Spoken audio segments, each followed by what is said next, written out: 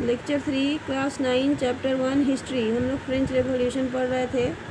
इसमें हमको पढ़ना है फ्रेंच रेवोल्यूशन का राजतंत्र ख़त्म हुआ और वो रिपब्लिक देश बना।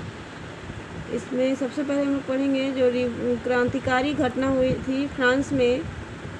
इससे जो आस पड़ोस के जो देश थे वो बहुत ही चिंतित हो गए और 1789 से वो अपना सैनिक भेजने लगे इस क्रांतिकारी घटनाओं को रोक लगाने के लिए। लेकिन इसके पहले ही जब वो प्लान बनाते उससे पहले ही ये नेशनल असेंबली जो है युद्ध छेड़ दिया प्रूसिया और ऑस्ट्रिया के साथ 1792 अप्रैल में। इसमें बहुत सारे इच्छुक लोग आर्मी ज्वाइन किए और इसमें एक देशभक्ति सॉन्ग गाया गया जिसको मार्सेलिस के नाम से जाना जाता है। इस गीत को कंपोज किया गया था रॉजर डी लेस्ले के द्वारा और इसको आर्मी के द्वारा सबसे पहली बार गाया गया था। मार्सेलिस जो है वो फ्रांस का नेशनल एंथम बना और ये सबसे पहली बार मार्सेल्स शहर के वॉलंटियर्स के द्वारा गाया गया था जब वो पेरिस की तरफ मार्च किए थे। जो मेन आर्मी में फाउट किए थे, जो मर्द थे वो आर्मी में लड़ने जाते थे और जो औरतें थी वो घर चलाती थी काम करके और अपने परिवार को देखती थी। 1791 का जो संविधान बना था इससे जो राजनीतिक अधिकार था वो सिर्फ अमीर समाज को ही दिया गया था और बहुत बड़ा समाज जो है जनसंख्या का वो इसलिए इस क्रांतिकारी घटना को कंटिन्यू रखना चाहता था। जो गवर्नमेंट पॉलिसीज़ है और उनका अपना प्लान ऑफ एक्शन था वो पॉलिटिकल क्लब में डिस्कस होता था, जैसे जैकोबिन क्लब में। इसका नाम जैकोबिन क्लब का नाम उसके कॉन्वेंट के ऊपर पड़ा था जो सेंट जैकब का कॉन्वेंट था पेरिस में, इसके नाम पे जैकोबिन क्लब नाम पड़ा। अब सबसे पहले हम लोग पढ़ेंगे जैकोबिन क्लब। जैकोबिन क्लब के जो सदस्य थे वो गरीब जनसंख्या से आते थे जो ज़्यादा खुशहाल नहीं थे।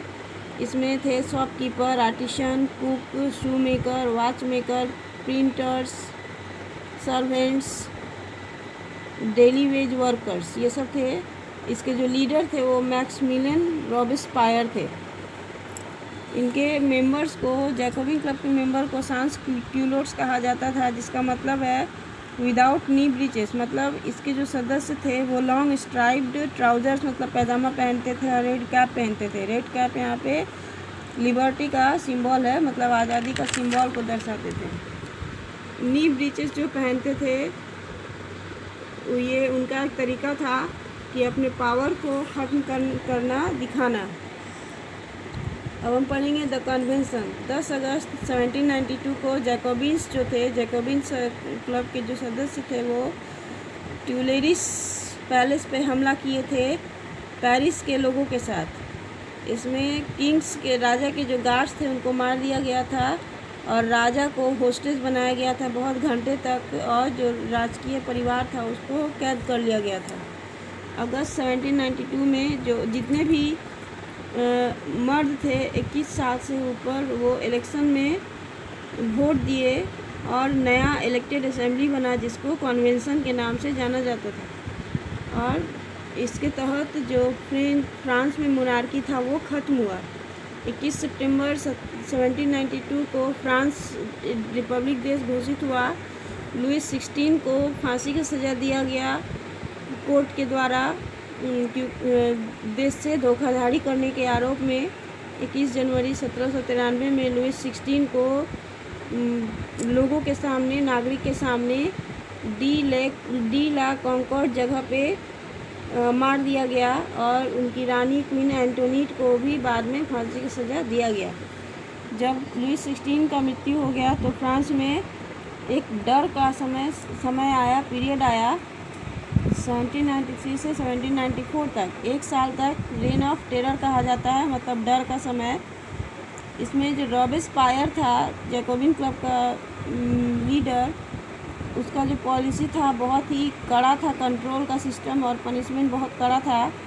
जो क्रांतिकारी थे वो बहुत सारे लोगों को अरेस्ट किए जिनको वो रिपब्लिक का दुश्मन मानते थे, जैसे clergy, member of political party, उनको वो अरेस्ट किए और जिनको दोषी पाया जाता था उनको गुलिटन कर दिया जाता था, मतलब दो बड़े से ब्लेड के बीच में उनको रख दिया जाता था मरने के लिए कट के। जो किसान थे उनको अपना अनाज शहर भेजना पड़ता था और उनको सरकार के द्वारा तय किया गया दाम में बेचना पड़ता था। जो लोग थे उनको सिंपल क्वालिटी का ब्रेड खाना पड़ता था, जो पहले बहुत ही महंगा वाइट फ्लोर का खाते थे, वाइट आटा का खाते थे। जो फ्रेंच मैन थे और वुमेन थे वो अपना टाइटल मॉन्सियर और मैडम को दिए, इसके बदले इनको सिटियोन और सिटियोनी कहा जाने लगा। जो चर्च था वो ऑफिस और बैरक में बदल गया। रॉबिस्पायर जो है एक वर्चुअल डिक्टेटर बन गया फ्रांस का, लेकिन उसका बहुत कड़ा क्रूर पॉलिसी के कारण उसको बाद में सपोर्ट नहीं मिला और बाद में उसको मृत्यु दे दिया गया, गुलिटन कर दिया गया जुलाई 1794 को। जब रॉबिस्पायर का मृत्यु हो गया तो एक डायरेक्टरी शासन किया फ्रांस पे। रॉबिस्पायर के मरने के बाद और जैकोबिन्स के ख़त्म होने के बाद जो अमीर जनसंख्या था फ्रांस का, उसके हाथ में सत्ता आया। नया संविधान बना जिसके पास समाज में धन नहीं था, उनको वोट देने का अधिकार नहीं था। उस समय 2 लेजिस्लेटिव काउंसिल बना जो एक डायरेक्टरी को अपॉइंट किया था, जिसमें 5 सदस्य था एग्जीक्यूटिव का, ताकि जो पावर है किसी एक आदमी के हाथ में ना हो।